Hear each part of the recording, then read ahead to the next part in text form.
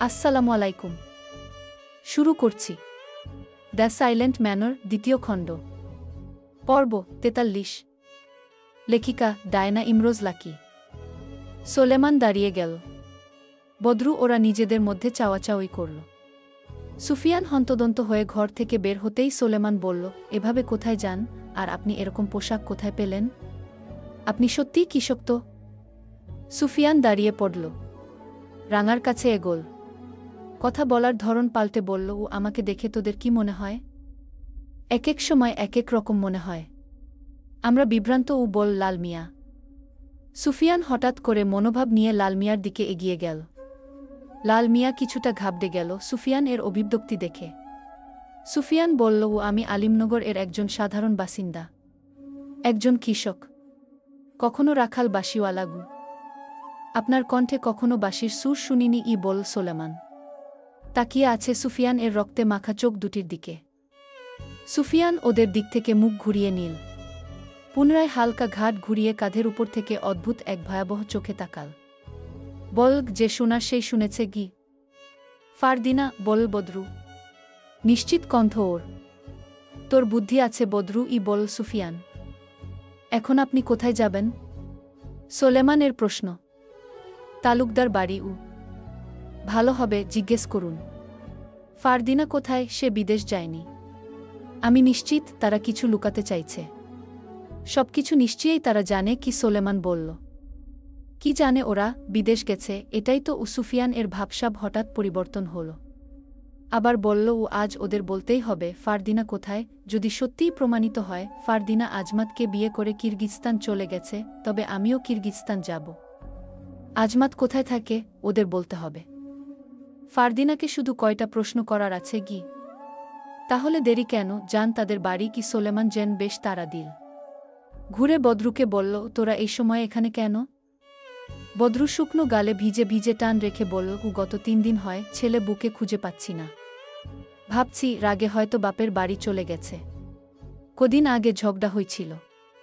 আজ আমি ওর বাপের বাড়িতে গেলাম, কিন্তু সেখানে গিয়ে দেখি ওর মা বাবা কেউ বাড়িতে নাই। একজনকে জিজ্ঞেস করলাম, উনি বললেন তারা বেশ কদিন হয় হাওয়া হয়ে গেছে। কোথায় গেছে কেউ জানে না গি। বদরুর উদাসী কণ্ঠে সুফিয়ান চোখ ভাঁজ করল।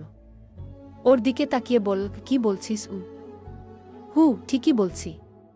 আর এইটা বলতেই আপনার কাছে এসেছি। এখানে এসে দেখি আপনার এই অবস্থা। ফারদিনা কোথাও চলে গেছে। যান, আগে আপনি তাকে খুঁজেন গু। সোলেমান লুঙ্গিটা ভাঁজ করতে করতে বলল, তুই ঠিকই বলেছিস, গ্রামের কত কত মানুষ হঠাৎ করেই উধাও হয়ে যাচ্ছে। আমিও বিষয়টি লক্ষ্য করেছি। গ্রামটা আর আগের মতো নাই। কেমন যেন নিস্তব্ধ হয়ে গেছে গ্রামটি গু। লালমিয়া বলল, গ্রামে ঠিক কি হচ্ছে আমরা খুঁজে বের করব। তবে এখন না, আগে ফারদিনাকে খুঁজে বের করতে হবে। সে কোথায় গেছে জানতে হবে। বিদেশ নাকি ঘরেতেই আছে? সুফিয়ান ওদের চোখে তাকে ভেবে হতাশার ছায়া দেখল। যে মানুষগুলো কোনোদিন পরিবর্তন হবে না ভেবেছিল, তারা আজ পরিবর্তিত। তার সাথে বেইমানি করবে বলেছিল অনেকে, আজ তার জন্য ওরা চিন্তা করছে। ভেবে সুফিয়ান এর আনন্দ হচ্ছে খানিকটা, কিন্তু হৃদয়টা ভেঙে যেন অর্ধেক ঝুলে আছে মাংসপেশির সাথে। ফারদিনার সঠিক খোঁজ না পাওয়া পর্যন্ত হৃদয়টা ভাঙ্গা অবস্থায় থাকবে। ফারদিনা যদি তাকে ছেড়ে সত্যিই চলে গিয়ে থাকে, তবে যেন পুরোপুরি হৃদয়টা ভেঙে পড়বে। সেই সাথে সেও ভেঙে যাবে হয়তো। সোলেমান সুফিয়ান এর দিকে এগোল। বলল, আপনি দেরি করছেন কেন? যান ওই বাড়ি। আপনি আগে থাকুন, আমরা পেছনে পেছনে আসছি। আর তলোয়ারটা আমাদের কাছে দেন, আগেই ওটা নিয়ে ভেতরে যাওয়া লাগবে না গি। সুফিয়ান সোলেমানের কথা রাখল। তলোয়ারটা ওর কাছে দিল। এরপর তালুকদার বাড়ির দিকে রওনা হল। আজ তীব্র শীত। মনে হচ্ছে শীতেরা সব আজ একই সঙ্গে আলিমনগর জড়িয়ে ধরেছে। আকাশে মেঘের হাতছানি। চাঁদ আছে। চাঁদকে মেঘ ঢেকে রেখেছিল। এখন মেঘ খণ্ডে খণ্ডে উড়ে গিয়ে চাঁদের আলো দিচ্ছে। কিন্তু সুফিয়ান এর শরীর থেকে যেন আগুন বের হচ্ছে। উপরের কোটটা খুলে ফেলতেই পেছন থেকে একজন কোটটা খুলে নিয়ে গেল। বিষয়টি লক্ষ্য করেছে সোলেমান সহ ওরা বেশ কিছুটা দূরে ছিল। হয়ে দাঁড়িয়ে গেল। সোলেমান বলল, কেউ একজন সুফিয়ান এর গা থেকে কোট খুলে নিল। মনে হল অনুচর ক্ষয়ের পর আর অনুচরকে দেখা গেল না। লালমিয়া বলল, আমিও দেখছি, এসব বাদ দে, পরে দেখা যাবে। সুফিয়ান এর পরনে শুধু গেঞ্জি। সে এখন তালুকদার বাড়ির সামনে। দুজন পাহারাদার পায়চারি করছে। সুফিয়ান একটা সিগারেট ধরিয়েছে। একজন পাহারাদার তার দিকে এগিয়ে এল। বলল, এত রাতে এখানে? ভেতরে যাব, দরকার আছে। কিন্তু সর্দার কাউকে ভেতরে যেতে বারণ করেছে। আমাকেও? সুফিয়ান ভ্রু কুঁচকে ফেল। রশিদ তাকে ভেতরে যেতে বারণ করবে না বলে ধারণা করল। কিন্তু পাহারাদার এর পরবর্তী জবাব ধারণা পাল্টে দিল।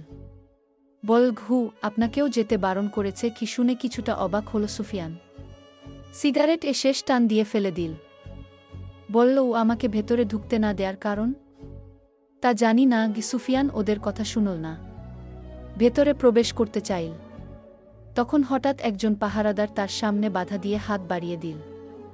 বল, যাবেন না? সুফিয়ান এর মেজাজ বিগড়ে গেল। ওদের সাথে রাগ দেখাতে মোটেই ইচ্ছা করছে না, কিন্তু এখন উপায় নেই। যে করেই হোক ভেতরে প্রবেশ করতেই হবে।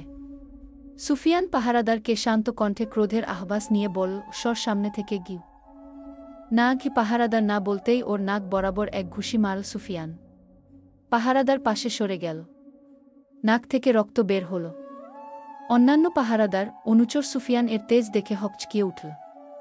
ওরা পাশে থেকেও আরও পাশে সরে গেল। সুফিয়ান আঙ্গুল এর ইশারায় হুমকি স্বরূপ বলল, আমি এক কথা একবার বলতে পছন্দ করি। দ্বিতীয়বার বলতে গেলে আমার মস্তিষ্ক আগুনের স্ফুলিঙ্গ হয়ে উঠে বলে সে ভেতরে প্রবেশ করল।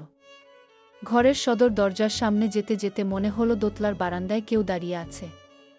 সুফিয়ান স্থির দাঁড়িয়ে উপরে তাকাল। জেবুন্নেছা দাঁড়িয়ে আছেন। এত রাতে সে যেন সুফিয়ান এর আসার অপেক্ষায় ছিল। সুফিয়ান তাকে পাত্তা না দিয়ে সদর দরজার সামনে দাঁড়াল। সেখানে যে পাহারাদার ছিল সে তাৎক্ষণিক দরজা খুলে দিল। আশ্চর্যের বিষয় হল, দরজা বাইরে থেকে তালাবদ্ধ ছিল। সুফিয়ান সেই নিয়ে কোনো প্রশ্ন করার আগেই দরজা খুলে দিল। ঘরের ভেতরের বেশিরভাগ আলো নেভানো। দু চারটে লণ্ঠন জ্বলছে। কিছু মশাল দোতলার দেয়ালে জ্বলছে। সুফিয়ান আশেপাশে দেখল, কেউ নেই। চোখ তুলে দোতলার দিকে দেখতেই দেখল জেবুন্নেছা সিঁড়ি বেয়ে নামছে। বলল, তুমি এখানে কেন? আজ তোমার সাজসজ্জা অন্যরকম। হঠাৎ রূপ পরিবর্তনের কারণ? আপনার কি মনে হয় কি কারণ হতে পারে? তোমাকে বোঝার মতো ক্ষমতা কারো নেই, আমারও না। তবে এতটুকু নিশ্চিত, তুমি ছেলে সাধারণ কেউ নও। সুফিয়ান নিঃশব্দে হাসল। বলল, আপনি অবশেষে একটু হলেও আমাকে চিনতে পেরেছেন। এখন বলো, কে তুমি? তোমার উদ্দেশ্যে কি? অপেক্ষা করুন, সবটা জানতে পারবেন। তবে আমার আসল রূপের খেল আপনাদের না দেখালেই ভালো হবে, কারণ আমার তাণ্ডবলীলা সহ্য করতে পারবেন না। জেবুন্নেছা সোফায় বসলেন। বললেন, রূপ দেখালেই তাণ্ডবের খেল দেখতে হবে, এর কারণ? সুফিয়ান ঠোঁট বাঁকিয়ে হাসল। জেবুন্নেছার অপর প্রান্তের সোফায় পা তুলে বসল সুফিয়ান। বলল, তখন আপনারা আমার উপর ঝাঁপিয়ে পড়বেন, আর আমি তখন আঘাত করলে আপনারা সে আঘাত সহ্য করতে পারবেন না। তোমার এখন এই রাতে এ বাড়িতে আসার কারণ বলো। ফারদিনা কোথায়? ওহ, তার মানে এই কারণ, তোমার আর ফারদিনার প্রেম চলে। আমি অনেক আগে থেকেই জানি। তোমাদের একসাথে অনেকবার দেখেছি। রাত বড়তে এখানে ওখানে ঘুরেছ, সব দেখেছি। আপনি আমাদের অনুসরণ করতেন, লণ্ঠন হাতে।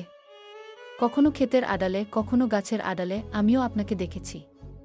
কিন্তু আপনার দেখা না দেখা নিয়ে আমার কিছু যায় আসেনি। আমাকে তুমি সহজভাবে নিতে কেন? আমি চাইলে তোমাদের অনেক ক্ষতি করতে পারতাম। পারতেন, করেননি। সে সাহস আপনার জন্মায়নি। কারণ আমি তোমার সত্যটা যাচাই করতে চেয়েছিলাম। তোমাকে নিয়ে আগে থেকেই সন্দেহ ছিল, শুধু উপযুক্ত প্রমাণ ছিল না। এখন আছে? সুফিয়ান কঠিন চোখে প্রশ্ন করল। তোমার সাথে ফারদিনার সম্পর্ক ছিল, সেটি সবাই জেনে গেছে। আমি জানিয়েছি। কিন্তু আফসোস, তোমাদের সম্পর্ক পূর্ণতা পেল না। ফারদিনা বিদেশি ছেলের হাত ধরে চলে গেছে, তাও বিয়ে করে। মিথ্যা কথা। সুফিয়ান আত্মবিশ্বাসের সাথে বলল। থেমে আবার বলল, ও এই বাড়িতেই আছে। আপনারা ওকে লুকিয়ে রেখেছেন। বলুন, ও কোথায় কোথায় আটকে রেখেছেন? আশ্চর্য, মিথ্যা কেন বলব আমরা? গত কিছুদিন ধরে জাহাজ চলাচল বন্ধ। তাহলে ওরা বিদেশ গিয়েছে কিভাবে? জেবুন্নেছা নড়েচড়ে বসলেন। চোখের চারপাশ কুঁচকে গেল খানিকটা। সুফিয়ান তীক্ষ্ণ চোখে লক্ষ্য করল বিশ্বাসটি। বলল, কি হলো, ভয় পেলেন কেন? সত্য জায়গায় পা পড়েছে আমার, তাই মিথ্যের আড়াল থেকে উঠে দাঁড়াতে পারছেন না নিশ্চয়ই। তুমি অনেক বেশি কথা বলো। ওরা হয়তো অন্য পথে গেছে। কি কথাগুলো এলোমেলো ছিল। সুফিয়ান হেসে ফেল। বলল, ও তোতলাচ্ছেন কেন? যে সত্য কথা বলে সে কখনো তোতলায় না গি। পান মুখে, তাই কথা আটকে গিয়েছিল। ও এটাও মিথ্যা কথা। ওনার মুখ একদম পরিষ্কার।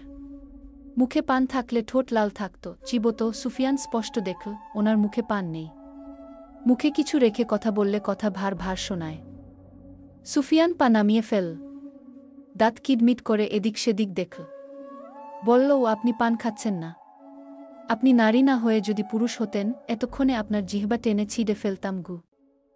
তোমার সাহস তো কম নয়, আমার জিহ্বা ছেঁড়ার কথা বলছ। ছেঁড়ার কথা বলেছি, ছিঁড়িনি। আপনার ভাগ্য ভালো। বেশিক্ষণ ভালো থাকবে না যদি সঠিক তথ্য না দিন উ। আমার কথা বিশ্বাস না হলে আদিবকে জিজ্ঞেস করো উ। আদিব সিঁড়ি দিয়ে নেমে সুফিয়ান এর পেছনে আসল। পায়চারি করতে করতে বলল, তুই এখানে আবার এসেছিস কেন? সুফিয়ান দাঁড়িয়ে বলল, তোরা মিথ্যা বলেছিস কেন? ফারদিনা বিদেশ যায়নি। জাহাজ চলাচল বন্ধ। তাহলে ওরা নিশ্চয়ই উড়ে উড়ে যায়নি গি। আমরা কখন বললাম ওরা সমুদ্র পথে গিয়েছে? উটচরে গিয়েছে। মরুভূমির পথে গু। সুফিয়ান হঠাৎ করে স্তব্ধ হয়ে গেল। আদিবের কণ্ঠে মিথ্যার আশ্রয় দেখা যাচ্ছে না। সে খানিকক্ষণের জন্য বিশ্বাস করে ফেল। উটে চড়ে দূরের পথ পাড়ি দেয়া যায়, বিষয়টি সুফিয়ান ভুলে গিয়েছিল। এখন সে কি করবে? কিরগিজস্তান চলে যাবে? ফারদিনা সত্যিই তাকে ছেড়ে চলে গেছে। পুনরায় ভাবনাগুলো তার ভেতরে ঘুরপাক খাচ্ছে। সে দুর্বল হয়ে গেল। বুকের ভেতর ধুকধুক শব্দ সৃষ্টি হচ্ছে। আদিব সুফিয়ান এর দিকে তাকিয়ে বলল, তোর রূপ পরিবর্তন।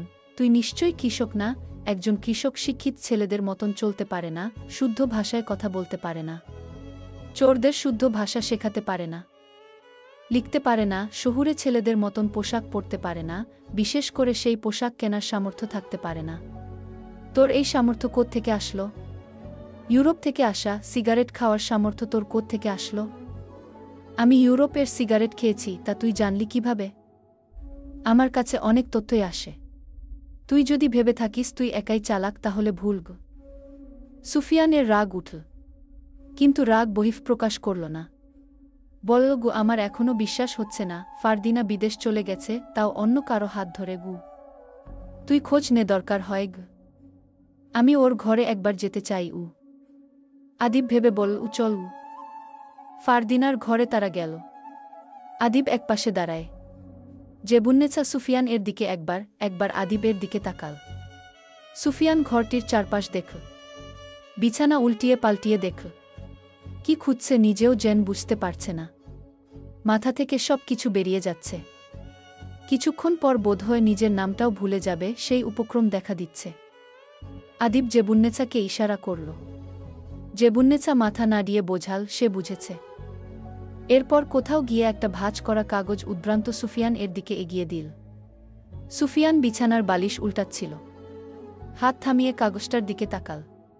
আদিব বলল, ফারদিনা নিশ্চয়ই তোর জন্য চিঠি রেখে গেছে। এটাই ভেবেছিলিস তো? এতক্ষণ ধরে ওটাই খুঁজতেছিলিস? নে, পরে দেখ কি লেখা আছে। সকালে তোকে দেব মনে ছিল না। সুফিয়ান এর হাতটি কাঁপছে। তার রূপের সাথে যেন ভেজা চোখ, কাপা হাত বেমানান লাগছে। চিঠিটা খুল। প্রিয় বাঁশিওয়ালা, তোমার বাঁশির সুরে প্রথমবারের মতো ছুটে গিয়েছিলাম অন্ধকার রাতে। ভয় আতঙ্কের মাঝেও যেন তোমার বাঁশির সুরে একরকম সাহস তৈরি হয়েছিল সেদিন। কি ছিল তোমার বাঁশির সুরে আমি জানি না, পাগলের মতন ছুটে গিয়েছিলাম অচেনা বাঁশিওয়ালার কাছে। তোমাকে দেখা মাত্রই ভয়ে মরা জীবনটা হঠাৎ যেন আনন্দ আর সাহসে ভরে উঠেছিল। তোমার সুর আমাকে মুগ্ধ করে, তোমার ওই মায়াভরা দৃষ্টি আমাকে মুগ্ধ করে। প্রথমবারের মতো সেদিন তুমি আমাকে শত্রুদের হাত থেকে রক্ষা করেছিলে, সেদিনই ধরে নিয়েছিলাম এই মানুষটি আমাকে হয়তো সারা জীবন আগলে রাখার জন্য উপযুক্ত। নিখুঁত ভালোবেসে ফেলেছিলাম তোমার সরলতাকে। একজন সাধারণ বাসিওয়ালার মায়ে আটকে গিয়েছিলাম। জমিদার এর মেয়ে হয়ে একজন সাধারণ কৃষককে ভালোবাসাটা অন্যদের কাছে অস্বাভাবিক মনে হলেও আমার কাছে সেই তুমিই ছিলে সেরা। কিছুটা সময়ের ব্যবধানে আমার অনুভূতি আর চেপে রাখতে পারলাম না। প্রকাশ করেই দিলাম আমি তোমাকে ভালোবাসি। তুমিও বললে আমাকে ভালোবাসো। সেদিন আমি বলেছিলাম আমার খুব ইচ্ছে তুমি আমাকে গোলাপ দিয়ে প্রেম নিবেদন করবে। তুমিও আমাকে আশা দিয়েছিলে করবে। কিন্তু কতটা বোকা আমি দেখ, তোমার সব কথা আমি বিশ্বাস করেছিলাম। বিয়ের প্রতিশ্রুতি দিয়েছিলে, আমি বিশ্বাস করেছিলাম। আশায় থেকেছি। আমি বোকা ছিলাম সুফিয়ান। তুমি বলতে না আমি বোকা, গর্ধুপ, বুদ্ধিহীন, সত্যিই আমি তাই। নয়তো তোমাকে খুঁজতে পাগলের মতন তোমার গ্রামে ছুটে যেতাম না। সেদিন বোধহয় তোমার গ্রামে যাওয়া উচিত হয়নি। তোমার আসল রূপ আমাকে নাড়িয়ে দিয়েছিল। তুমি মিথ্যা বলেছ, তুমি সাধারণ কেউ নও, তুমি আমাকে মিথ্যা আশা দিয়ে অন্য কাউকে বিয়ে করে নিয়েছ। তোমাকে অন্য কারো সাথে দেখে নিজেকে সামলাতে পারিনি। ভেঙে পড়েছিলাম সেদিন। পুরোপুরি শেষ হয়ে গিয়েছিলাম। আমি আমার সবটুকু ভালোবাসা দিয়েও তোমাকে পাইনি। আমার সবকিছু বিলিয়ে দিয়েও তোমাকে ধরে রাখতে পারিনি। তুমি বলেছিলে না, যে সম্পর্কের সেতু বন্ধন মিথ্যে দিয়ে তৈরি হয় সে সম্পর্ক কোনোদিন পূর্ণতা পায় না। তুমি ঠিকই বলেছ, সেদিন তোমার কথাটাই আজ বাস্তব প্রমাণিত হয়েছে। আমাদের সম্পর্ক পূর্ণতা পায়নি। কিভাবে পাবে? তুমি তো আমাকে ভালোই বাসনি। আমি বোকার মতো ভালোবেসে আজ সত্যিই হেরে গেছি। আমি তোমাকে অভিশাপ দেব না। সবসময় চাইব তোমার ভালো হোক, তোমার স্ত্রীকে নিয়ে ভালো থেকো। আফসোস তোমার বাঁশির সুর আর শোনা হলো না, আর হয়তো কোনোদিন হবেও না। আমি দূরে চলে যাচ্ছি। এখানে থাকলেই তোমার কথা বেশি বেশি মনে পড়বে, তোমার স্মৃতিগুলো নাড়া দিবে। সহ্য করতে পারবো না। ভালো থেকো। ইতি। বোকা ফারদিনা। সুফিয়ান চিঠিটা পড়তে পড়তে চোখ দুটো একদম ভিজে গিয়েছে জলে। চিঠির উপরেও কয়েক ফোঁটা চোখের জল পড়েছে। ফারদিনা সেদিন কষ্ট পেয়েছে। অনেক কষ্ট হয়েছে তার। এই মুহূর্তে সুফিয়ান এর কষ্ট হচ্ছে ফারদিনার কথা ভেবে, তার জন্য ফারদিনা ভেঙে পড়েছিল, অজস্রে কেঁদেছিল। না জানি কতটা পাগলের মতন ছটফট করেছিল। সুফিয়ান এর সেই ভেবে ভেতরটা ভেঙে চুরমার হয়ে যাচ্ছে। আদিব বলল, যেটা খুঁজেছিস পেয়েছিস। এখন চলে যা গু। সুফিয়ান নিজেকে কয়েক সেকেন্ডের জন্য সামলে বলল, গো ও চলে গেছে দূরে, সেটি উল্লেখ আছে। কিন্তু আজমাতকে বিয়ে করেছে সেসব তো উল্লেখ নেই। আমি কিভাবে বিশ্বাস করব ও সত্যিই বিয়ে করেছে? আদিব স্বাভাবিকভাবেই জবাব দিল, আজমাতকে বিয়ে করতে চায়নি, আমরা জোর করেছি, এরপর রাজি হয়েছে। কেন না? বিদেশ যাবে, কোথায় যাবে, কার কাছে থাকবে, মেয়ে মানুষ, সেসব ভেবেই ওর সঙ্গে বিয়ে দিয়েছি। চিঠিটা তোকে পাঠানোর উদ্দেশ্যে লিখেছিল, কিন্তু সেই সুযোগ আর হয়নি। তাই আমরাই রেখে দিয়েছি গু। আজমাত কোথায় থাকে? কিরগিজস্তানের। তোকে কোনোভাবেই বলবো না, ওর সংসার ভেঙে যাক, তা চাই না। তুই ওকে সত্যিই ভালোবাসলে ওকে ভুলে গিয়ে সুখে থাকতে দে। আর এখন চলে যা। আর একটা কথা, তুই তোর কারণেই ওকে হারিয়েছিস, তাই আমাদের ফারদিনাকে দোষারোপ করিস না। ফিরে যা গু। সুফিয়ান ঠিক কি বলবে বুঝতে পারল না। কোনো জবাব যেন খুঁজে পাচ্ছে না। জবাব দেওয়ার জন্য হলেও শব্দ তৈরি করতে হয়, সেই শব্দই যেন ভুলে যাচ্ছে। চিঠিটা পকেটে রাখল। জেবুন্নেসা সুফিয়ান এর দিকে তাকালেন। বললেন, কি তোমাকে দেখে বেশ ধারাল মনে হয়, তোমাকে কাঁদলে একদম সুন্দর দেখায় না। আর কেঁদো না, তুমি যেহেতু কৃষক নও সেহেতু অনেক সুন্দরী মেয়ে পাবে। জেবুন্নেসা অপমানসূচক কণ্ঠে বললেন, গু। সুফিয়ান চোয়াল শক্ত করে ওনার দিকে তেড়েই যাচ্ছিল। এরপর হঠাৎ করে থেমে গেল। পুনরায় ঘরটির দিকে তাকাল। জেবুন্নেসা আবারও বললেন সুফিয়ানকে চলে যেতে। সুফিয়ান নির্বিঘ্নে ঘরটি থেকে বের হল। বাড়িটির আনাচে কানাচে অবধি তাকাচ্ছে। প্রতিটি দেয়াল যেন তার দিকে তাকিয়ে ছিক ছিক করছে। তালুকদার বাড়ি ছেড়ে চলে যেতে মনে পড়ল ফারদিনার গোলাপ গাছটার কথা। শেষবারের মতো একবার গাছটা দেখবে। ফারদিনা চলে গেছে চিঠিতে স্পষ্টভাবে উল্লেখ করা। তবুও বিষাদ মন মানছে না। যদি সবকিছু কোনোভাবে মিথ্যা হয়। ছাদের এক পাশে মশাল জ্বলছে। সুফিয়ান একটা মশাল হাতে নিয়ে গাছটির নিকট গেল। মরে গেছে গাছটি। সুফিয়ান এর বুকটা ছ্যাঁত করে উঠল। চোখের জল সীমান্ত পেরিয়ে যাচ্ছে। ছাদটা দেখল। এখানে বসেই একদিন ফারদিনাকে জড়িয়ে ধরেছিল। ফারদিনা সেদিন কেঁদেছিল যেন ঠিক সুফিয়ান এর বুকের মাঝখানটায় বসে। ফারদিনার চোখের জল সুফিয়ান এর সহ্য হতো না। তাকে না পেয়ে যখন গ্রামে যায়, তাকে অন্য একটি মেয়ের সাথে ঘনিষ্ঠ অবস্থায় দেখেছে, তখন ফারদিনার ঠিক কেমন লেগেছে ভেবেই সুফিয়ান এর কান্না পাচ্ছে। প্রচণ্ড কান্না পাচ্ছে। ছাদের পাশে গেল। সুফিয়ান খোলা মাঠে দাঁড়িয়ে ঠিক এদিকেই তাকিয়ে থাকত। আর ফারদিনা রেলিং এর পাশ ঘেঁষে দাঁড়িয়ে তাকে দেখত। মুহূর্তগুলো সুফিয়ান মনে করতে পারছে না। আদিবের উপর রাগ উঠছে। জোর করে ফারদিনাকে বিয়ে দিয়েছে। ইচ্ছে করছে ওদের শেষ করে ফেলতে। কিন্তু কোনো এক বাধা যেন তাকে আটকাচ্ছে। ও নিশ্চয়ই জানবে আজমাত কোথায় থাকে, নরম গলায় নয়, কঠিন গলায় জিজ্ঞেস করতে হবে। সুফিয়ান এরও দোষ আছে বলে ওদের সাথেও খুব একটা রাগ দেখাচ্ছে না। সে ফারদিনার সাথে মিথ্যা বলেছে ভেবে তার নিজেকে অপরাধী মনে হচ্ছে। সুফিয়ান নিচে গেল। বৈঠকখানায় আদিব, সায়েম, আরিব, রায়ান বসে আছে। ওরা বেশ চুপচাপ, যতটা চুপচাপ থাকার কথা নয়। সুফিয়ান এর কোনো কারণে সন্দেহ হল। কোথাও রশিদকে দেখা গেল না। কঠিন গলা জিজ্ঞেস করল, চাচা কোথায়? শহরে গেছেন বল সায়েম। রায়ান দাঁড়িয়ে সুফিয়ান এর সামনে এল। বলল, তুই ছাদে গিয়েছিস হয়তো কিছু খুঁজতে। পেয়ে থাকলে এখন চলে যা গু।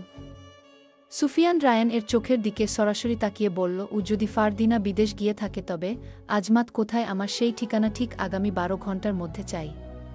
আর যদি তোরা কোনো মিথ্যা বলে থাকিস সেটাও আগামী 12 থেকে 24 ঘন্টার ভেতরে স্বীকার করে ফেলিস গু। 24 কেন, এর বেশি অপেক্ষা করলেও সত্য মিথ্যা হয়ে যাবে না। আর আজমাতের ঠিকানা আমরা দেব না। তোর ইচ্ছে হলে নিজেই খুঁজে নে খু। আদিব বলল। সুফিয়ান বলল, খুঁজে তো আমি নেবি। আর তোরা মিথ্যা বলছিস না সত্যি বলছিস সেটাও যাচাই করছি। যদি ইচ্ছা করে ফারদিনাক আমার থেকে দূরে রাখিস না, তাহলে আমার থেকে খারাপ আর কেউ হবে না। তোদের বংশ নির্বংশ করে ফেলবু। সুফিয়ান এর চোখে মুখে লাবার স্পর্শ। শেষবার এর মতো সবার দিকে তাকিয়ে ঘর থেকে বের হতেই সায়েম পেছন থেকে প্রশ্ন ছুড়ে দিল, তোর আসল পরিচয়টা দিয়ে যা। সুফিয়ান পিছপা হয়ে পুনরায় রায়ান এর কাছে আসল। বল খুঁজে বের করবু। রায়ান এর হঠাৎ চোখ পড়ল সুফিয়ান এর বা হাতের পেছনের স্থানের দিকে। চামড়া খোদাই করে স্পষ্ট করে কিছু লেখা।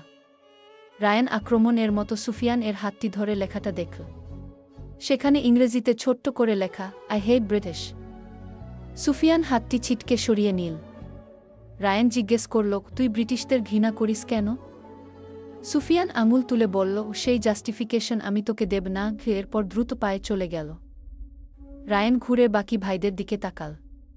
সায়েম বলল, ও আমাদের এত সহজে ছাড়বে না। কি করব এখন আমরা? ওকে বাঘের খাবার বানাব? আগে ওর সঠিক পরিচয় বের কর, তারপর দেখা যাক কি করা যায়। গল্পটা কেমন লাগলো অবশ্যই বলে যাবেন।